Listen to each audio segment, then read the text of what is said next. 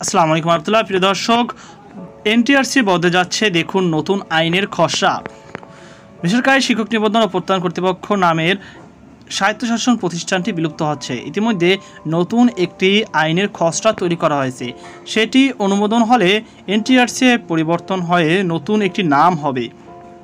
গতকাল সোমবার 29 জুলাই এনটিআরসির ওয়েবসাইটে নতুন আইনের খসড়া প্রকাশ করা হয়েছে।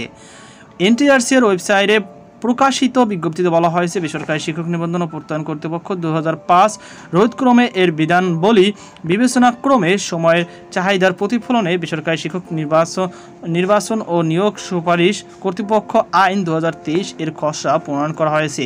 প্রণয়ন করা খসড়া আইনের কপি এনটিআরসির ওয়েবসাইটে আপলোড করা হয়েছে।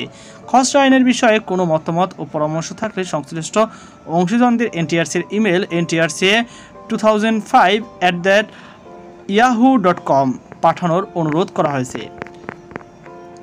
প্রিয় দর্শক, বর্তমানে বেসরকারি শিক্ষক নিবন্ধন ও প্রত্যয়ন কর্তৃপক্ষ আইন 2005 এ পরিচালিত হচ্ছে এনটিআরসি। তবে নতুন বেসরকারি শিক্ষক নির্বাচন ও নিয়োগ সুপারিশ কর্তৃপক্ষ আইন 2024 নামে অভিহিত করা হবে। নতুন আইনের খসড়া এখানে আপনারা দেখতে পারবেন। যদি আপনারা কেউ চান তাহলে এখান থেকে দেখে নিতে পারেন, আর যারা আমার কাছে কমেন্টে চাইবেন আমি তাদেরকে এই খসড়াটি পেশ করব, অর্থাৎ তাদেরকে লিঙ্কটা দিয়ে দেবো।